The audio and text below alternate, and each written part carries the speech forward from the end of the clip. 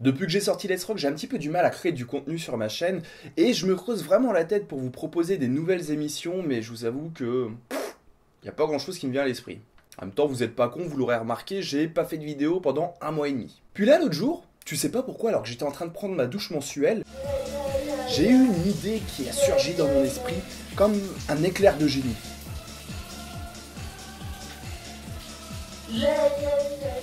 Et si je vous faisais une vidéo sur comment faire une vidéo? Étape 1, développez votre idée.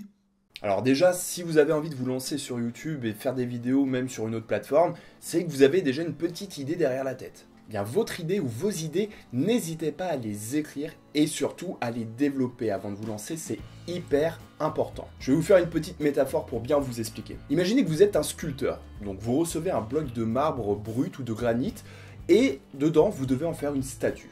Alors déjà de base vous savez plus ou moins ce que vous souhaitez faire, mais vous allez prendre votre burin et petit à petit vous allez sculpter ce fameux bloc et rajouter petit à petit des détails pour avoir vraiment une statue comme vous le souhaitez, magnifique. Là, pour la vidéo c'est exactement la même chose.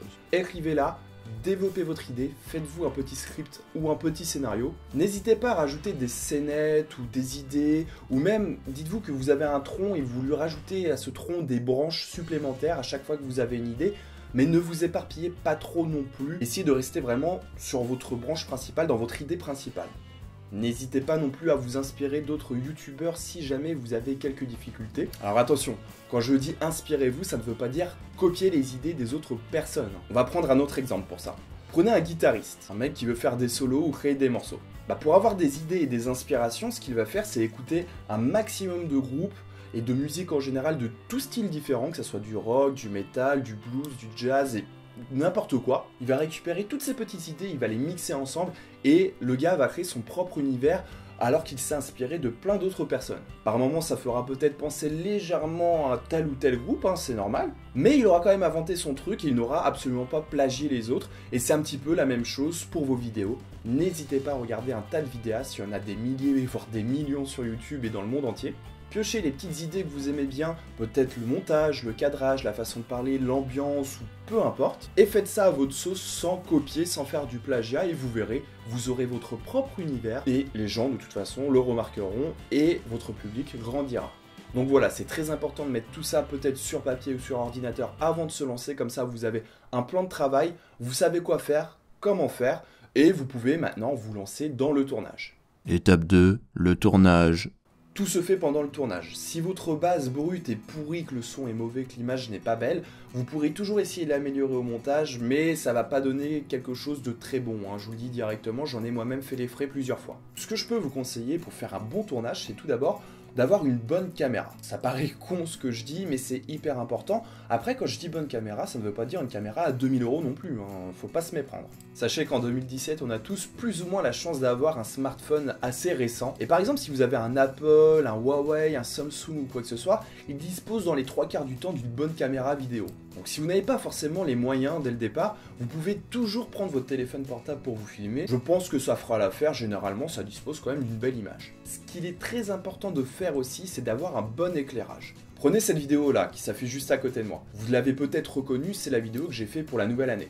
Eh bien j'utilisais exactement la même caméra que maintenant, sauf que je n'avais pas encore les projecteurs pour l'éclairage, et vous pouvez le constater, la caméra est exactement la même, mais en ayant un éclairage pourri, ça donne vraiment une qualité d'image de merde, il n'y a pas d'autre mot. Donc je peux vous conseiller de faire comme moi, c'est d'acheter des projecteurs. J'en ai eu à peu près pour 80 € les 3 projecteurs, et vous voyez ça change quand même vraiment grandement la qualité de la vidéo. Sinon vous pouvez voir pour des ampoules assez puissantes de préférence de couleur blanche, qui peuvent s'adapter sur vos lampes, on va dire que c'est un moyen de dépannage, ou alors vous pouvez carrément tourner en extérieur. Généralement la lumière du soleil suffira amplement, et là on vous verra comme il faut. Mais voilà, essayez de soigner un maximum l'éclairage et l'image, même si vous n'avez pas beaucoup de budget, ça peut rendre quand même quelque chose de pas mal. Le son, il faut vraiment s'appliquer là-dessus. C'est quelque chose vraiment de très gênant si vous avez un son qui sature, qui est pourri, avec une bande son derrière ou quoi que ce soit. Franchement, il faut faire super gaffe. Il existe des solutions assez simples. Déjà, essayez d'être dans une pièce plus ou moins acoustique, si je puis dire. Si c'est pas le cas, il y a toujours des possibilités. Si vous filmez vraiment en caméra fixe, c'est toujours le même plan. Vous pouvez pourquoi pas aménager un placard avec des boîtes d'œufs. Ça paraît con, mais les boîtes d'œufs, ça insonorise super bien. Vous pouvez mettre des rideaux épais pour essayer d'atténuer un petit peu le son, ainsi que des tapis par terre. Ou alors vraiment le système D, mais qui fonctionne plutôt bien, c'est de prendre une vieille couette que vous accrochez sur votre mur et vous vous placez en face. Comme ça, les ondes sonores ne se répercutent pas sur le mur, c'est absorbé par la couette et vous verrez, vous aurez une qualité de son quand même meilleure. C'est pareil, la qualité du micro est très importante. Généralement, lorsque vous filmez, le micro de la caméra, du téléphone ou de la webcam, c'est pas ouf. Ça, on va pas se mentir, c'est pas une qualité top top. Si vous êtes gamer, vous pouvez toujours utiliser un casque de gaming. Moi, c'est ce que je faisais dans mon ancienne chaîne au début quand j'ai commencé. Si vous avez un casque à minimum bien, généralement, il dispose de bons micros, donc ça peut tout à fait dépanner. Il y a beaucoup de youtubeurs qui se sont lancés comme ça. Il existe aussi, je sais, des petits micros qui s'adaptent sur les téléphones portables, qui coûtent pas super cher et qui améliorera grandement votre son. Donc ce sont soit des micros canons, soit des micros cravates. Ou sinon, pour les voix, vous pouvez toujours prendre des micros cardioïdes. Donc le Blue Yeti est le plus connu, je crois. Ça, c'est vraiment pour faire de la voix off ou même du gaming. Ou un micro portable, comme je vous ai montré dans mon setup, et que j'utilise actuellement pour faire des prises de son un petit peu plus lointaines. Donc voilà, dites-vous que le son n'est pas moins important que l'image ou que l'éclairage est moins important que les deux autres. Les trois forment vraiment un tout et essayez de les travailler un maximum pour que vous ayez quelque chose de bonne qualité. Étape 3, le montage. Alors le montage est la partie que je préfère quand je fais une vidéo personnellement. Déjà, il est important d'avoir un bon logiciel. Pour les plus connus, vous avez Sony Vegas Pro, Final Cut, Adobe Premiere Pro, bref, il en existe vraiment tout un tas. Et une fois que vous avez votre fameux logiciel, n'hésitez pas à regarder un maximum de tutos sur internet et sur YouTube. Il en existe des milliers, des millions, voire des milliards. Et faites-vous un petit peu chier sérieusement quand vous faites votre montage. Faites des cuts pour rendre dynamique votre vidéo. Faites des recadrages si nécessaire et incrustez des effets. Faites des cadres, des effets de flou, des jeux de lumière, enfin bref. Faites-vous chier un petit peu, amusez-vous à tenter des choses et votre vidéo de toute façon ne sera que meilleure. Bon, faut pas en faire non plus trop, hein, parce que si vous faites des cuts partout, que la vidéo elle tourne dans tous les sens, qu'il y a des effets de lumière partout, le mec qui va regarder votre projet, il va dégueuler devant son écran, hein, je préfère vous le dire.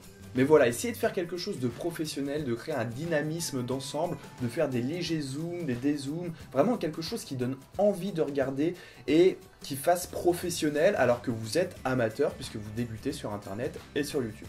Un petit aparté pour la miniature de votre vidéo, c'est pareil. Ce qui fonctionne en ce moment, malheureusement, c'est le putaclic. Donc il faut mettre des seins, des smileys, des cercles rouges et des flèches rouges. Mais ne tombez pas dans ce piège-là non plus pour attirer du monde, hein. Ça sert à rien. Certes, vous allez peut-être faire un petit peu plus de vues, mais le mieux quand même, selon moi, est de faire une miniature qui est bien en rapport avec votre vidéo. C'est pareil, cassez-vous un petit peu la tête dessus. Prenez par exemple Photoshop, il y a plein de tutos dessus, et ça pourra vous permettre de faire une belle miniature adaptée au sujet de votre vidéo. Étape 4, bah lancez-vous, bordel de merde. C'est peut-être l'étape la plus difficile, et c'est d'ailleurs sur celle-ci où j'ai pas mal buté moi-même. Une fois que votre vidéo est prête, vous la regardez, vous en êtes content, mais vous avez peur de vous lancer. Et c'est d'ailleurs un petit peu pareil pour tout, hein. Vous prenez par exemple une activité que vous souhaitez commencer, comme le sport ou la guitare par exemple, on a toujours un petit peu peur de se lancer dedans puisqu'on a l'impression qu'on ne va pas y arriver, que ça va être nul, qu'on va se moquer ou peu importe. Mais il faut vraiment faire la passe dessus, hein. Il ne faut pas y penser puisque sinon ça va vous ralentir, vous allez repousser la sortie de votre vidéo et ça se trouve ne jamais la sortir tout court. Je me prends pour exemple, hein. Moi j'ai commencé à vouloir faire des vidéos en 2009-2010, j'avais 14-15 ans, c'était les premiers youtubeurs que je regardais et j'ai attendu d'avoir 18 ans, donc 4-5 ans plus tard pour sortir ma première vidéo sur mon ancienne chaîne. Tout ça parce que j'osais pas. Certes, j'avais pas autant de matériel qu'aujourd'hui, mais j'aurais très bien pu me débrouiller avec les moyens de l'époque, les téléphones portables, un appareil photo, peu importe, hein, j'aurais vraiment pu. Mais tout ça parce que j'avais peur de me lancer, que j'osais pas, j'avais peur du regard des autres, et même en général, j'appréhendais, je me suis pas lancé plus tôt, et je peux vous dire que maintenant je regrette un petit peu quand même, parce que je me suis privé d'une passion que j'adore, tout ça à cause du regard des autres et que je portais trop d'importance sur ça. Donc sincèrement, faites-moi confiance pour le coup, lancez-vous. Dans le meilleur des cas, vous aurez un public qui appréciera votre vidéo, ça vous donnera l'envie de continuer, de pousser encore un petit peu plus loin vos projets, et au final, vous allez construire une communauté autour de votre travail. Si ça plaît pas, et bah c'est pas grave, ne laissez pas tomber. Au pire, j'ai envie de vous dire, le ridicule ne tue pas, et il faut prendre les critiques du bon côté. Alors, je parle bien entendu des critiques constructives, ça vous permettra de vous améliorer, de faire du meilleur travail pour la prochaine fois. Et ne vous arrêtez pas aux gens qui critiquent bêtement, sans argument, qui sont là juste pour vous insulter ou vous embêter, hein. Vous en aurez forcément tout le temps sur YouTube et sur internet. Vous savez très bien qu'il y a beaucoup de trolls et on peut pas, voilà, ça fait partie du métier si je puis dire. Et c'est pareil pour tout, hein. Dans votre vie entière, vous aurez toujours des cons qui vous jugeront pour rien, mais c'est pas pour autant qu'il faut se priver à cause des autres. Donc lancez-vous, sincèrement lancez-vous, tentez votre chance, vous ne risquez rien, il y a des millions de gens qui font ça. Et si de toute façon vous faites du bon travail et que vous prenez du plaisir dans ce que vous faites, ça fonctionnera forcément. Donc vous voyez dans l'étape 1, je vous disais qu'il fallait s'inspirer de personnes, c'est un petit peu ce qui m'est arrivé pour cette vidéo. Il y a 2 youtubeurs qui m'ont indirectement aidé à vous proposer ce thème-là. Il s'agit tout simplement des youtubeurs qui s'appellent Sofiane et Antoine Daniel. Donc je pense que vous les connaissez tous, ils ont quand même des milliers voire des millions d'abonnés. Et ils ont chacun fait des vidéos en rapport avec ce sujet-là. Sofiane fait plutôt des tutos pour vous améliorer dans vos vidéos, justement pour la prise de son, l'image, l'éclairage, les effets spéciaux, le montage et le scénario. Et pour Antoine Daniel, ça se passe sur sa chaîne secondaire qui s'appelle La Mezzanine. Il avait sorti une vidéo qui s'appelle 20 conseils pour youtubeurs qui m'avait énormément aidé à l'époque et je la regarde de temps en temps pour me motiver, si je puis dire. Je mettrai leur chaîne YouTube à la fin de ma vidéo ainsi que dans la description et je vous invite très fortement à aller voir ce qu'ils ont fait. Moi ça m'a grandement aidé en tout cas. Sur ce, j'espère que cette vidéo vous aura plu. N'hésitez pas à laisser un petit pouce bleu si vous avez apprécié ce format podcast vlog. Bien entendu, abonnez-vous à cette chaîne là ainsi qu'à ma chaîne secondaire et n'hésitez pas à me rejoindre sur les réseaux sociaux. Et en attendant, je vous dis à la prochaine et portez-vous bien. Bye.